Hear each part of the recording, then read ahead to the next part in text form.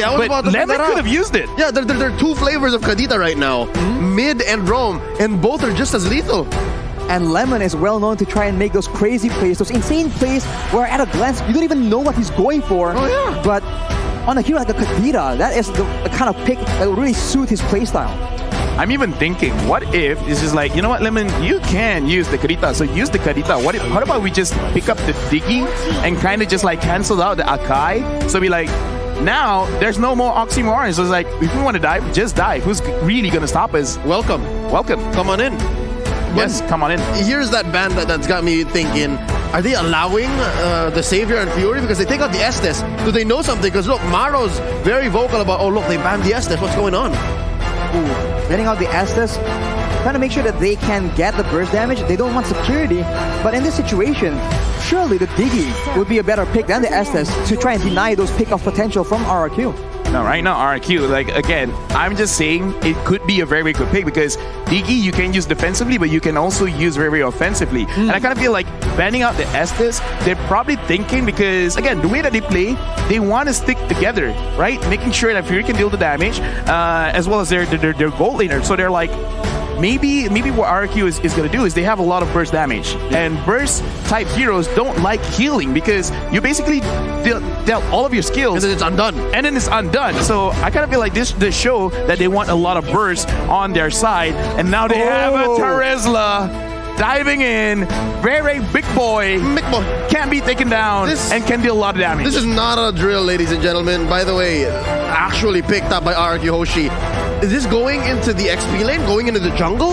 That's a scary part. You never really know. It's an absolute unit of hero, and in the right lane is just such a big problem. Right now for Occupy Thrones, we'll have to see what exactly is their solution here because there's so many dashes. Something that can punish that or stop that can be very useful. It's not even impossible that this might go into mid. Oh. It's possible that it's going to go mid. Right? Terizla? Yeah, but like a lane bully. Why not? Like a lane bully. Exactly. Why not? Okay. It's RRQ on their opening day. They can do anything They gotta want. put a statement. They gotta make a huge statement, trying to show dominance, being one of the main favorites, but ooh, this is Maro on that Franco here. That's a lot of pickup potential if it lands onto the right people. Yeah, Franco man against the Franco man. There's a little bit of this is an oxymoron. It's like, I'll play the Franco against the Franco specialist, but Maro. Look at this. Yeah, he's like focusing on Vin is like, you're using my hero. Yeah, but I do like the Sicilian pick. The Sicilian pick is solid because again, we were talking about how Farsa's banned, Saber's banned, but I think Sicilian's a better pick, especially for a late game lineup like Occupy Thrones. Can they reach that late game though? It depends because there's a Kadita, and if the Kadita gets rolling, it is a very oppressive presence, especially for a vulnerable mage like a Sicilian. Right now, RRQ, they finish off with a Xavier of their own. And so it looks like Vin will be piling the Kadita.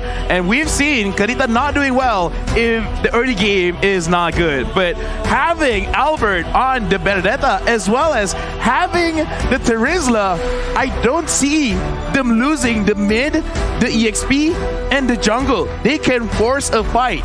They can really force a fight, especially against the Sicilian. They can just keep going. I think the only real thing is you have to watch out for mana. But that aside, they can just keep going. This is... Wow. They answered the glue here by going, on and on. Fight forever. Well, Glue doesn't really do well moving backwards. It's always a very oppressive hero, provided that he is actually aggressing. So maybe RRQ just plan to fight fire with fire and bring the aggression to Occupy Thrones instead. Could this be the answer to the glue? Well, very surprising.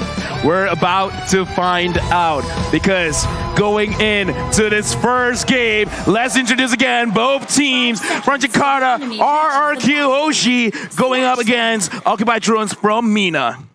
It's an Egyptian and Saudi Arabian squad, and all eyes are on Maro. I promise you, the game changer here, especially come the mid to the late game, are those perfect hooks. It's gotta come from Maro. He's on that skin as well, so it's a very...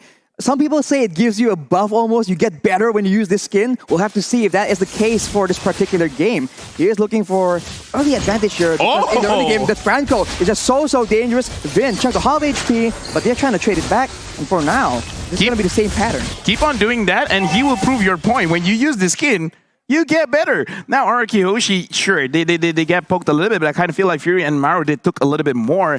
Right now, RRQ, they got to look at which part of the map do they really want to control. Same thing with Occupied Thrones, because looking at the map right now, it looks like Terzla is winning against the Glue. I'm not familiar with this matchup, so I can't really say for sure which one will have the better laning phase. Yeah, this could be the precedent. We could figure out if really that Terzla is the answer, or at least this kind of lineup and this approach could be it. We're about 40 seconds away from the first turtle, and there's a lot of pressure on gold lane. RRQ Hoshi given God of hell. Well, RRQ Hoshi like playing for the gold lane. Skylar is one of the main players that they rely on to carry. And carry, despite being a late game specialist, actually has a lot of healthy damage in the early game. Albert right now will be colliding with Leo. Just spawning him out right here in the XP lane. That's where the real fight is going on. Hawk against R7 1v1. Hawk will be finally able to escape, but look at the final blow. He's so low, 1 HP. R7 comes in to secure that kill. Albert in a tough spot, 1v2, but the mobility will allow him to escape. Wow! Not a single punish on the baby alien. He gets away with it. I mean, like, look at how they actually executed it, because they even like telegraphed, like, I will attack you, glue or no glue, you're gonna go down. And at least for right now, it looks like in terms of the laning phase, R7 is really controlling Hulk, making sure that he doesn't get ahead, and he has to be aware of that, because if he can't win the 1v1, it's gonna look bad whenever someone wants to come and trade. Comes to the Breath of the Ocean. The Rough Waves also takes Maro out. That will be the roamer, not available for the first turtle play. And RRQ, they're looking to straight away capitalize as Albert goes in. 1v1, dumps a lot of damage onto Leo. Let the final blow actually fails though. Hawk steals the turtle. Leo makes a play with a heavy spin, but that will be 4-0. Hawk is still just dueling 1v1 against R7, but that is that advantage. Like finding a needle in the haystack. I don't know exactly what triggered the damage from the glue that actually took down the turtle there, but hey, Occupied Thrones can walk away with what they can. That's a small victory. I kind of think like it might have been the slam, but either way, that we did not see that coming. And right now, Vin catches Maro, but looks like it is not that big of a problem just yet. Oh, the Bloody Hunt being used now. Vin being very low, taken out by Fury 77. Leo trying and get some more, and it's just these small pickoffs, the roamers. It looks like Occupied Thrones, they're not afraid to actually get fights here and there. And RRQ Hoshi, they're reading it. Gado almost got 1v1 by Skylar. Skylar feeling very, very confident up here. And Albert, he's putting so much pressure all across the map. It's like every single time the camera pans, Albert's there. He is playing the Demon Slayer Benedetta, but look at Skylar right here. 1v2. Heavy spin actually does not land onto him, but look at the Iron Wolf cancel as well. What is going on? Skylar very, very low. He'll finally get taken out as we see Vin trying his best to try and equalize. It won't be available though, and that is one strike back from Occupied Thrones. Maybe 2 or 3 seconds too late. Vin came to the rescue. Skylar's flicker was on cooldown. And the main difference between Albert and Leo is the fact that Albert is more proactive. And folks, what you're hearing right now is a cheer within the stadium. It's a drum. I thought something fell. It's like boom, and it's like boom, boom, boom, boom, boom. It's like, okay. Are they dropping it over and over again? I love it. But that was a very interesting interaction between the Franco Iron Hook as well as the Hurricane Dance. Like, he pulled it back in and then pushing it away again. I gotta feel like it's something that they have to put into consideration whenever they continue an attack. But the potential for it is huge, right? Like, that's massive displacement. Massive displacement, that's for sure. And now RRQ just circling around this turtle. They're looking for a way to maybe capitalize on a fight at the same time. Vin already still very exposed though. And as an opposite, that is going to be the secure being taken by Leo. But look at that, they are actually going for R7 as well. They're looking for more advantages as Vin is also stuck in the turtle pit. They'll finally get taken out by Hawk. Actually, finally, that will be it. That is a disaster for RRQ. They lose 2 members and the turtle as well. Hulk smash! Dude, like right now, Occupied Thrones is actually getting a lot of work done because 100% turtle secure. Being used by Maro. Skylar forced to flicker out. Finally, he is actually able to survive. That is a dangerous situation. The ultimate snipe was a cooldown. What's going on here, Leo? Oh man, they're almost 2K ahead and they're taking control of the lower part of the map. I don't know if R7 is enough to stop this. Oh, he goes all in. He finally takes out Fury 77, and Hawk tries his best to try and turn it back. He is just way too low though. The torrential damage is insane. But on the other side, the rough waves from Vin will be able to take out Maro as well. Oh, this is a scrappy matchup. We were just saying how Occupy Thrones was in control, and just as quickly RRQ Hoshi goes, nuh-uh, no, wait. Hey, now this is a game, right? Fights on fights on fights. Yeah. This is Arashi's home, guys. Like, I like violence. Don't you like violence, Arashi? Early game tempo, man. This is the exciting gameplay we've all been waiting for. Answer the question. Do you like violence? I love it, man. Looking at the items, is there enough here for Occupy Thrones or even RRQ Hoshi to have violence on demand? Right now, I'm looking at Violence on Turisla. demand. I'm looking at Turisla. He's being very, very aggressive because he has the Fury Hammer as well as the Flawless Axe. So it's like, yeah, screw defense. We'll build that later. I want damage right now. I want to make sure that I can get advantage on his glue. I will heal by hurting others. Yeah. Green goes in. He's forced to use the rough wave, though. He's stuck in a tough situation, alone all the way on the side. That will be a kill for Occupy Thrones as RRQ. They go for a bit of a weird fight as the turtle is actually spawning. And what's weird about it more is it's a 4v4. And in a 4v4 like that, given that there is a Franco, Occupy Thrones is way ahead.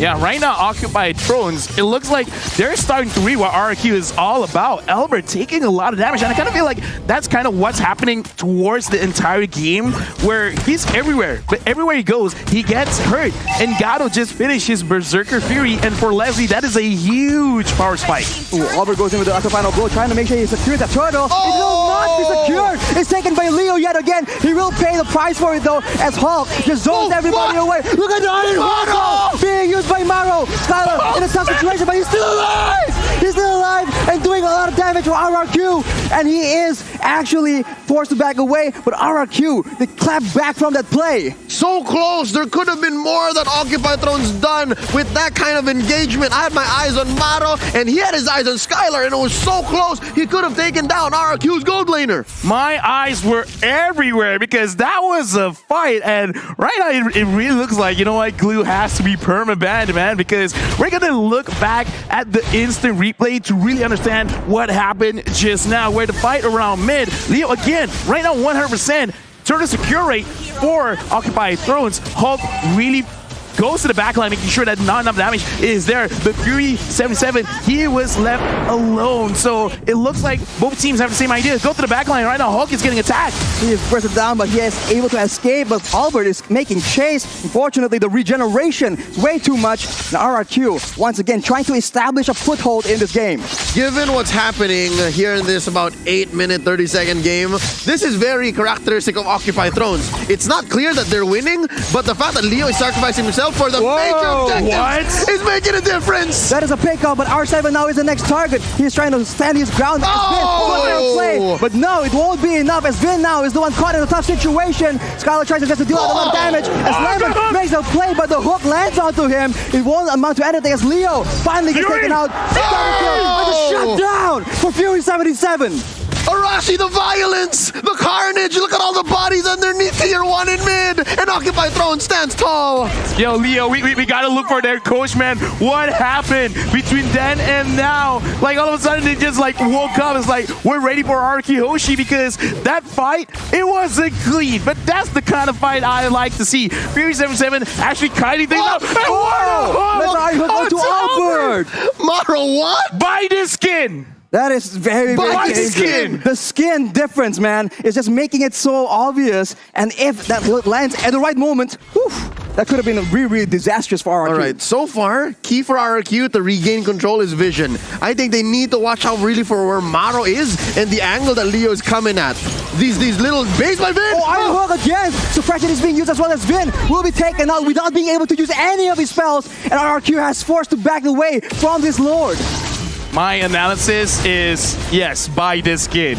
Like, legit, because Maro is doing a lot for the team. Hulk goes on to Albert, and Albert, right now, he's having a tough time to actually get in range to the Lord R7 at the front. And right now, Hulk is doing 1v3. Hulk is zoning everyone away from the Lord. That'll be a shutdown picked up by Skylar, but the Lord is secured by Leo and RRQ. They are powerless to change the outcome of the fight. Look at the hook again! What? R7 alone! Fury pops the ultimate as well. And now, you can see Albert goes in to try and help out. do something more Dear as God. Leo follows up. Vin late to the party yet again. It won't be enough as Leo just is taken very, very low. But look at the dawning light. Finally trading back a kill for RRQ. It's scrappy, it's dirty, but boy oh boy, does Occupy Thrones appreciate this kind of gameplay. They're 2K ahead. I'd say this Lord was worth it despite the trades. And look at this. I think this is where they need to be. This is where they want to be. They have Gado safe, far away from trouble. Right now, looking at the players' goal, Fury 77 as well as Lemon. 1,000 gold difference between both mid laners. So right now, Lemon has to find a way to get a little bit more gold onto his hand so that he has extra damage going on to the side of Occupy. Because again, the Dawning Light secured the kill. Perfect. Amazing. But right now, they need a little bit more DPS because Skylar can deal the damage. But every single time he goes in front, he has to be careful because with Maro hitting all these hooks, that's amazing. Being used by Occupy Thrones though, looking for an opportunity. Albert goes in to clear the Lord, but look at the side lanes. Leo already pushing Vin away. He's suppressed as well. That's all the damage. But look at the combo traded back. Maro gets taken out. Both warmers down as Skylar jumps in forward aggressively. Albert as well chucked down. And look at the HP. 1 for Leo. One, Grandma! One! But look at down bottom. All was worth it because Hulk was pushing away at tier 2. No. Albert, baby alien! No. Baby alien! He's going to be fine. covered by R7. That is a very, very close situation. But Albert makes it out alive. All right, so one thing is clear. Once Occupy Thrones sees Vin, they are not pulling any punches. I think that's one big problem that a Kadita Rome has. This is what I want to see, confidence and trusting your shot caller. Like whoever's in front is like, yeah, let's go for this target. Right or wrong, as long as you act on it, you will get results. Make it right. Make it right. I like what they're doing right now. They're not being scared. They're not trying to run away. They're trying to fight back. And now with a 2.4k gold lead, and it looks like Gato as well as Fury 77, they're doing a lot of damage. Skylar, because he flickered to the front trying to get the kills, it shows desperation. He still has to be careful, but this does show that RQ, they're feeling the heat from Occupy Thrones. Occupy are the ones going for the purple buff right now. Leo with the heavy spin as well. R7 is forced to flicker out. Skylar chunk very low as Hawk goes in, but look at the Hawk again! That is a huge play from Maro. Hawk escapes with his life in the midst of that situation. No one is taken out just yet. Oh wow, they're scrambling each other. They're scrambling each other. You see the composure of RRQ Hoshi here. That could have been lethal. And again, they are down maybe one major core item, but they knew that this was not the fight to take. And I think Occupy Thrones also just had to think twice, like, no, don't. I just like that right now, Occupy Thrones, they're really running very, very fast because in that previous fight, they were able to dodge the Dawning Light. And now, Occupy Thrones, they're starting the Lord. RQ, how will you respond? Vin gets spotted by the snipe. Maro makes for play, but it doesn't land. That's a flicker down for the Franco and RRQ. Look at that opportunity. They see an opportunity to just capitalize as Hawk goes in alone. He gets bursted down though. That is not good at all. No front line for the side of Occupy Thrones as RRQ pushes them away. Maro and Leo tries to get a pickoff, tries to get something. The steal, can it happen yet again? It won't be available. But look at that. That is a mega kill picked up by Fury 77, but Skylar will be picking up a kill as well. The fight is not over, and OT, they're trying their best, but the one securing the Lord is going to be Skylar. It's still a 2-4-3, but that was a bloody endeavor from both teams. They served them all up to the GOAT. Lemon just had them all set up, lined up, and swing. Oh my lord. RRQ Hoshi now back in control, scoring that Lord. That's a luminous Lord. Yeah, right now, Skylar is putting on his big boy pants because look at the items. Right now, it's very scary. Demon Heart Sword, Scorching Scythe, Golden Staff, as well as the Endless Battle. He has a lot of heal. He has a lot of true damage. So Hulk, he has to be careful of that because he went in alone. That's not the best thing that you can do. Someone is not listening to the shot call because that was not coordinated well. Yep. So also, something to point out, he's not picking up the usual Windtalker because again, Leslie is not one. Skylar gets hooked out, but it won't be his death. R7 comes in to zone everyone away, and RRQ stabilized. They have a lot of damage done on the top turret. Maro is lethal right now. That is dangerous. Watch out. Still could be a game changer despite RRQ being ahead.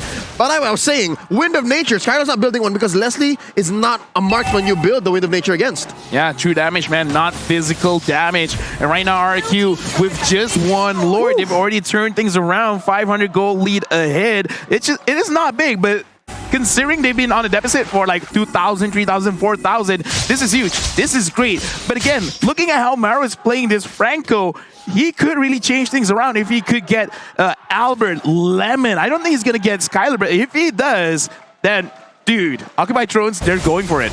Lemon right there with a Dawning Light is able to chunk Gado down to half HP. That is one spell on a very low cooldown. If they can do that again and again, they can almost get a guaranteed 4v5 in these big objective takes. Yeah, no, more likely they are. I mean, the time that Skylar and Albert bought for Lemon is going to pay dividends. Still, Flicker onto Vin as well. That will be the unstoppable picked up by Fury77. The roamer battle here between Vin and Maro.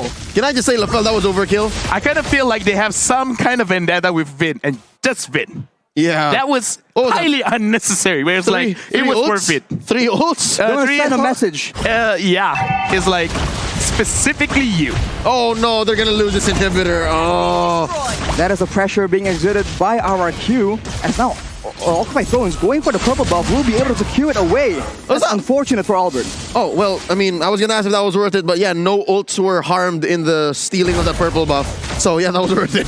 I mean, like, in this hook. I mean, like, okay, let's put into consideration, so like, yeah, you use a lot of ults, but if you're not gonna fight in the next 30 seconds, why not? 40 seconds, it's fine. Because again, you want to create some kind of psychological pressure, and R7 goes in! R7's very, very low right now, but look at the Dawning Light. Gado is half HP. The snipe does not land on the right person. Skylar being chunked out, but not nearly as badly as Gado was.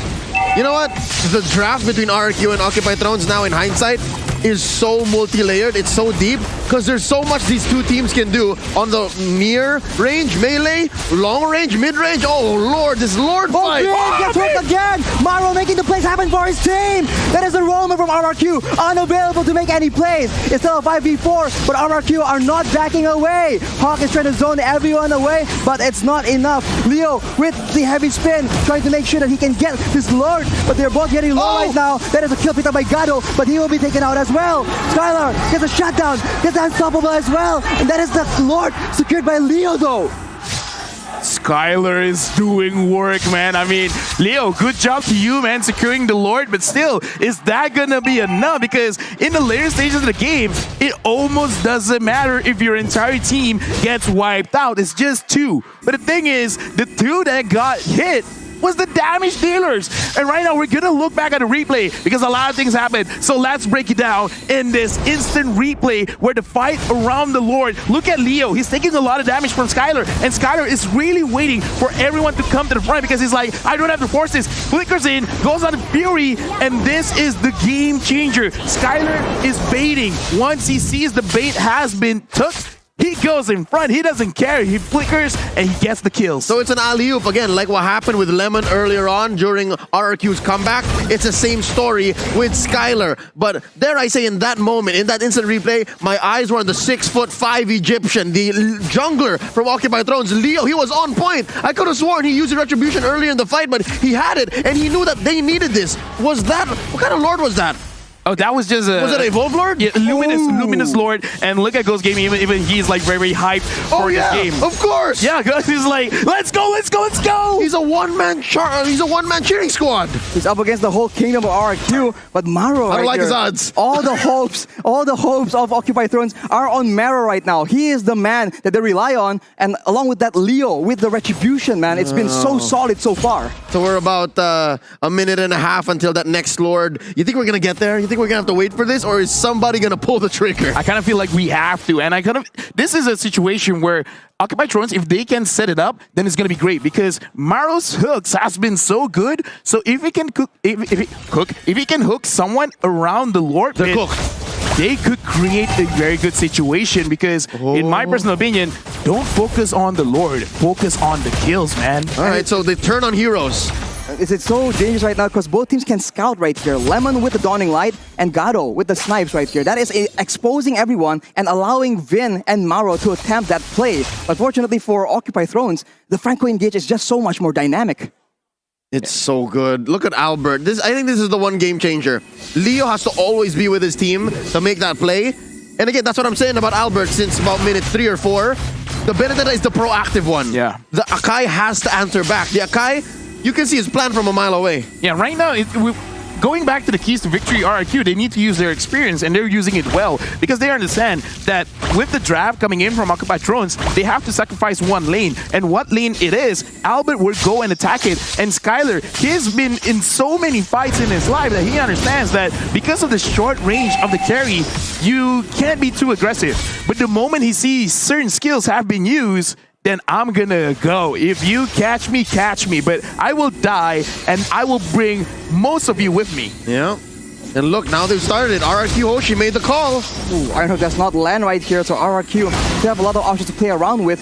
Vin looking for a chance in the side, looking for a pick of potential. Leo is in position though to try and make this a very difficult contest. The Retribution battle has not been favoring RRQ, so Occupy Thrones are very happy to make the plays happen. The flicker is being used. Unfortunately, the hook does not land. That is massive for RRQ. You can see they move in a more aggressive manner.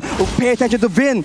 Look at him. He's trying to make sure he gets the right play at the right time. They see him though. Conceal is being used, but he's suppressed. He cannot make the play happen. That is him taken out of the equation. And now Occupy Thrones have the chance. Leo goes in, but the Immortal has been popped. But Skylar is doing way too much damage. Lemon takes him out, but the Lord is taken by Albert. Fortunately for RRQ, one man down from both these teams, but that is very, very valuable for RRQ right now. LaFell, you said it right. At the end of the day, whoever turned on heroes first and whoever makes that call will win the fights. And RRQ Hoshi, they did just that. They baited out the ults first, and then eventually, yeah, you can separate Skylar from us, but the call is still there. I actually like treating Vin there because he gave vision. He gave enough damage to Gato because if you look at his playstyle, if his HP is below 50%, he will not commit. And because Gato was not in like 2/3 of the fight just now around the turtle pit, around the Lord pit, RRQ Hoshi really took that advantage. Like, yeah, kill Leo, get the Lord, get Prophet, and right now, can they actually survive with RRQ here pushing with this evolved Lord?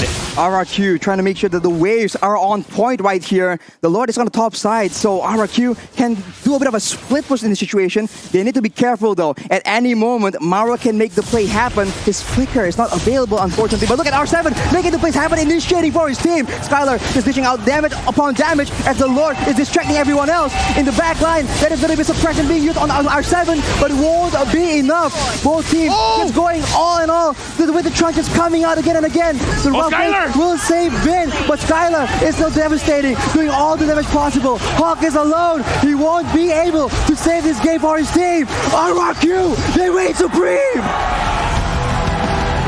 Big congratulations to RRQ Hoshi. But what a match! What a game! The debut of the King of Kings here, going up against Occupied Thrones. It went all the way, and what an amazing showing by both teams. For a good 10 to 15 minutes, Bali United Stadium was very